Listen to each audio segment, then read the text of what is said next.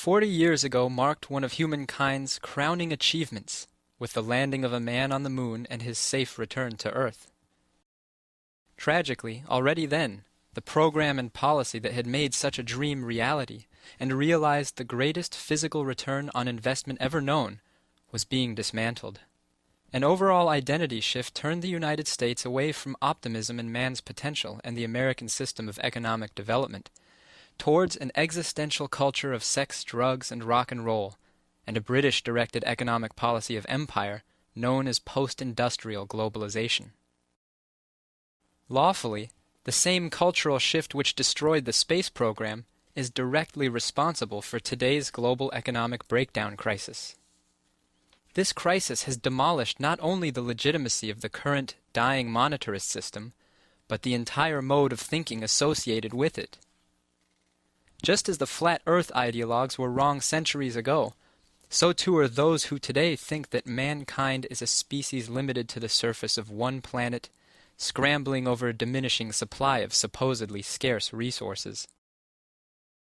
A fundamentally new notion of economy is required, one which embraces the policy of colonization and industrialization of our solar system, driven by man's natural propensity for exploration and discovery of the unknown, and fueled by what Lyndon LaRouche has proposed as a new Hamiltonian credit system, whose spin-off technologies and related scientific breakthroughs will, as history has proven, be more than adequate to meet the physical needs of a growing population of now nearly 7 billion people, at a standard of living never before achieved. But most importantly, will be the shift of national identity towards one of optimism and creative imagination.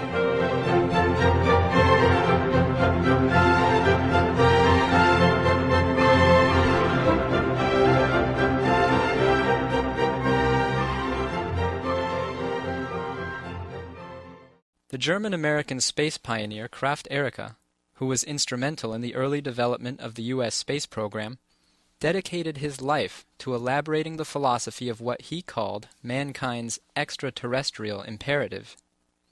At the dawn of the space age in 1957, he wrote, "The concept of space travel carries with it enormous impact because it challenges man on practically all fronts of his physical and spiritual existence. The idea of traveling to other celestial bodies reflects to the highest degree the independence and agility of the human mind. It lends ultimate dignity to man's technical and scientific endeavors. Above all, it touches on the philosophy of his very existence." Over the coming 2 generations, the industrialization and colonization of the Moon and Mars represent the outer bounds of the foreseeable social and scientific challenges for the United States, which, if met in cooperation with other nations, would represent a leap forward in the conscious evolution of the human species.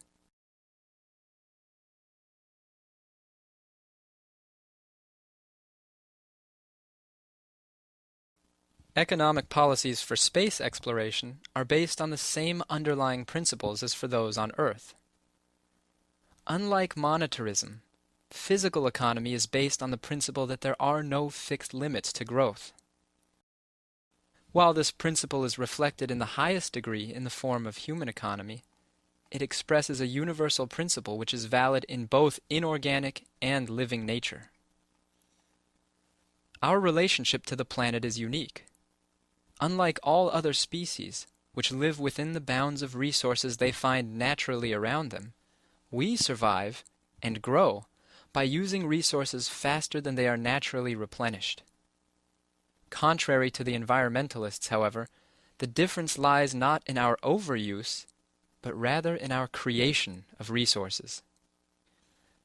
The transformation of an economy powered by food for human and animal labor, to wood and then charcoal for heating, to coal and coke for steam power and metalworking, and into unlocking the power of the atomic nucleus, points to the true resource in human ecology, the creative power of reason which separates us from the beasts.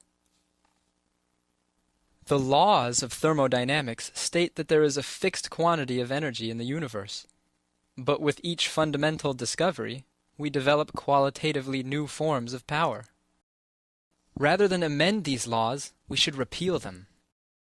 While there are hundreds of naturally occurring atomic isotopes, human beings can create and utilize a virtually unlimited number of new isotopes, each with unique properties adding new degrees of freedom to human economic practice. So far, we have largely depended on existing deposits of mineral resources already concentrated by the action of the biosphere, a physical investment cost that we have been able to ignore. Now, the development of nuclear fission and soon fusion give us the ability to overcome our accelerating depletion of the relatively richest concentrations of mineral resources, both by applying very high energy flux densities to extraction and refinement, and eventually through the synthetic production of economically useful elements by transmutation. We also improve the productivity of the biosphere in a uniquely human way, an activity which will represent one of the primary infrastructure costs of maintaining a decent standard of living, costs which will be supported by the increasing ratio of scientifically productive workers. The discovery of nuclear science early in the last century represented a new phase in the evolution of what Russian biogeochemist Vladimir Vernadsky termed the noosphere. Vernadsky recognized that the energetic activity of life, powered by the sun, which had created the atmosphere, oceans, and the increasingly complex flora and fauna of the biosphere, also created the preconditions for a more powerful geological force to emerge: creative man. Just as the biosphere has developed to higher states of power, so must we. Only by refusing to develop along this natural pathway, only by renouncing our character and regressing to a lower level of existence, will we undo the developmental work of the biosphere and destroy ourselves. But the biosphere is not an isolated system. Far from being an unlikely accident in a small corner of the galaxy, life on Earth is a cosmic phenomenon. Not only are all living organisms either directly or indirectly dependent on the radiant energy of the sun, but the entire space surrounding the planet is permeated with cosmic radiation and other highly structured electromagnetic phenomena, which condition the development of organisms and their environment, and may well play an important role in the evolution of species. We cannot fully understand this dynamic cosmic environment without extending our reach further into space. The formation of the solar system likely began within a disk of plasma spun off from a rapidly rotating young sun. Within this superheated plasma, intense electromagnetic radiation created unique conditions for a phenomenon called polarized fusion, in which the magnetic orientation of atomic nuclei allow for the creation of a rich spectrum of chemical elements, including those heavier than iron, without the violent forces of a supernova usually used to explain their formation. These materials were then distributed according to the harmonic ratios discovered by Johannes Kepler, and condensed into the various planets, as well as the anomalous region in the dissonant interval between Mars and Jupiter that contains the asteroid belt. Meanwhile, anti-entropic evolution accelerated on the Earth. At first, primitive life relied on chemical energy sources within the immediate environment. As this process proceeded to exhaustion, life developed a crucial new technology for overcoming the finite resources of the terrestrial environment: photosynthesis. With the development of the chlorophyll molecule, life for the first time utilized an extraterrestrial energy source on a large scale, drawing energy directly from the sun. This too eventually led to a crisis, as the photosynthesizing organisms created a large and dangerous accumulation of free oxygen, a gas that was then toxic to all living things. Life surmounted this so-called oxygen catastrophe with the evolution of new organisms. With the movement of life from the oceans to the land, culminating in the development of the warm-blooded mammal, life again overcame existing limits to growth. We can trace the flow of such natural resources as iron to demonstrate the upward evolution of the three phase spaces of Vernadsky, from lithosphere to biosphere, and on to the cognitive domain of the noosphere, at no time reaching an entropic steady state of equilibrium. Roughly 2 billion years ago, the iron that had been created in the initial shedding of the young sun found itself homogeneously distributed, in soluble form, in our planet's seas and oceans. At that time, the newly emerging photosynthetic single-celled proterozoa began pumping oxygen into the waters and atmosphere. One effect of that biospheric upshift was the binding of the soluble iron with the oxygen to form a non-soluble compound which precipitated and concentrated into layers on the sea beds around the coasts of what were then continental masses. Those concentrated layers of iron ore became, in one particular area of the globe, the famous ore deposits of modern-day Minnesota and Wisconsin of the Great Lakes region of the United States, where they are mined still today. That same iron ore has subsequently been drawn into the noosphere, where it has been refined and further concentrated and formed into modern rail lines and urban infrastructure, increasing man's dominance on the planet, creating greater potential for human cognitive expansion. The next great barrier to overcome, leaving Earth's biosphere altogether, toward which all prior evolution has been directed, has been left to the willful activity of man. Along with the coming developments in nuclear fusion, we are in a position for the first time in human history to leave behind all the material constraints of the terrestrial environment. With the beginning of manned spaceflight nearly 50 years ago, and the first steps on the moon 40 years ago, the noosphere reached another phase in its evolution, the power to realize mankind's extraterrestrial imperative.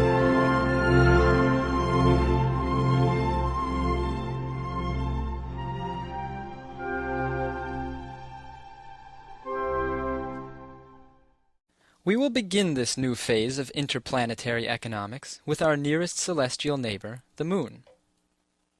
The industrialization of the Moon is the proving ground for productive human operations in space, and will include the establishment of primary industries to build facilities on the Moon, and the export of a handful of precious commodities to Earth, such as the Earth-rare isotope helium-3. The Space Shuttle cargo bay could carry enough helium-3 to power the U.S. for an entire year, meaning that the crash development of the full spectrum of fusion technology to exploit this resource must accompany lunar industrialization. The lunar economy will develop in stages, beginning with nuclear fission-powered research, mining, and industrial facilities.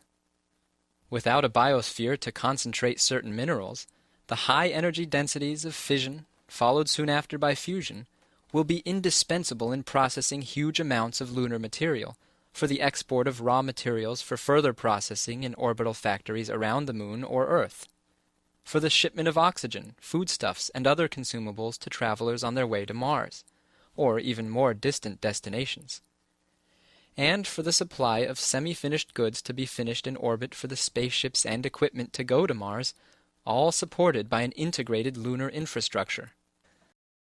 With a flight time between Earth and the Moon of no more than several days with chemical rockets, and mere hours with fission propulsion, the entire region between the Earth and Moon will be heavily trafficked with freighters and personnel vehicles coming and going on a daily basis, utilizing a continually expanding orbital space infrastructure of communications relays, fuel depots, research stations, and production facilities. The sphere of human activity will thus extend from the entire lunar surface, through the region between the Earth and Moon, down to the entire terrestrial surface, including now inhospitable regions like the deserts, polar caps, and ocean floors that will be opened up by space technology. Once the lunar economy becomes self-sufficient, new cities, and with them new cultures, will emerge on the foundations of lunar industrialization, forming, in effect, Earth's seventh continent. The Moon will be the first extraterrestrial home of mankind. After man has successfully industrialized the Moon, he will turn his sights to the first interplanetary manned mission to Mars. The crew selected for that first voyage will leave our lunar orbit in fusion-powered vehicles constructed by Lunar Industries and arrive at the Red Planet within the span of several days. Such a voyage must be accelerated by nuclear fusion rockets, preferably at a force of 1 Earth gravity. Man and the rest of life on Earth was designed to live in a gravitational field. Without such gravitation, we incur degenerative syndromes reminiscent of earthbound disorders like osteoporosis. A path through the space-time between Earth and Mars must then be charted in order to provide such an accelerated trip. At this rate of change of motion, man will be the first creature to experience relativistic space-time. A fleet of perhaps 5 ships will carry several dozen crew members to Mars, accelerating until the halfway point and decelerating the other half. When they arrive at Mars, the craft could assemble into an orbiting space station as a communications base between Mars and the Earth. The crew will then be taking turns landing on the surface, where the first manned bases will have already been constructed by robots. These accelerated voyages allow human beings to become the masters of space and time. The first mission will soon be followed by another, developing to the point where there are always several flotillas of ships traveling between the Earth and Mars. Most cargo can be sent on the slow inertial paths which today's short-sighted planners are designating for people, so-called HOMON transfers. These slow cargo craft, reminiscent of today's river barges, will define a subset of a growing network of trade routes throughout the solar system. In our first man-hours spent on Mars, we will collect more knowledge than has been gained in 40 years of sending robotic landers to this planet, which will be retired to Martian museums when they are found by the colonists.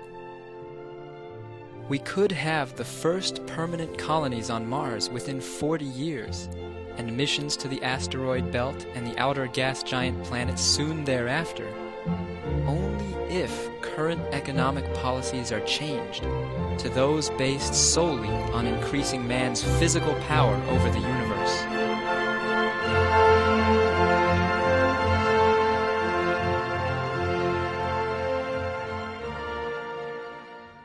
Like the change experienced in going from land-based cultures to maritime civilizations through astronavigation, the transformation of humanity's self-conception as a species acting within the universe as a whole moves us farther beyond the infantile bounds of belief in sense certainty. It is this kind of subjective reorientation that lends ultimate meaning to the revolutionary new technologies and scientific discoveries that space exploration produces. For Kraft Erika, the transition of human civilization from a two-dimensional society, limited in thought and action to the surface of the planet, to a three-dimensional society in which the mental and physical horizons are infinite, represented what he called the cosmic birth of human civilization. I cannot imagine a more foreboding apocalyptic vision than the fate of a mankind possessed with cosmic powers and condemned to solitary confinement on one small planet. The greatest promise of space is to consider it always a home, never a prison, lest we make it one in the insanity of our smallness. Man's self-fulfillment lies perpetually in the future, never completed but continuously approached by each succeeding generation.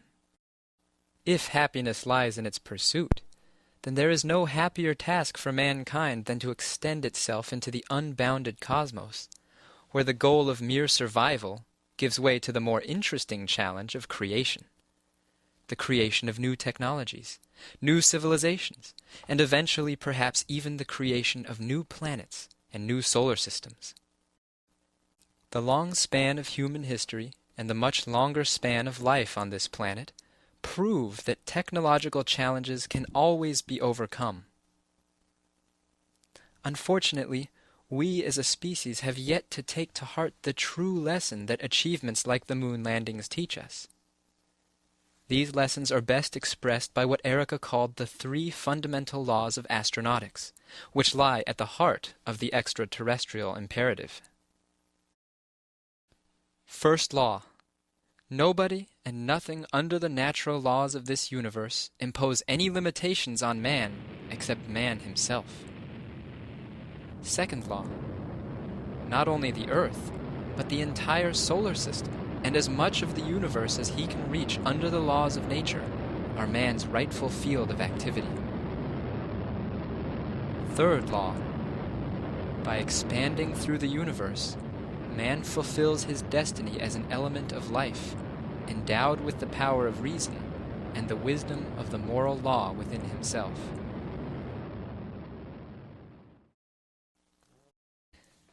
"21 years ago, in a nationally televised broadcast during the 1988 presidential election called The Woman on Mars, Lyndon LaRouche proposed a comprehensive 40-year program for the colonization of Mars as an economic driver for a United States already in the midst of post-industrial collapse. In many ways, we are farther from that goal today than we were then, having lost not only time, but much of our advanced industrial capability and skilled workforce. More dangerous is the loss of the optimism in the future which is needed for such a project to succeed. Therefore, this moment of crisis is the moment that makes such a radical change in thinking both necessary and possible.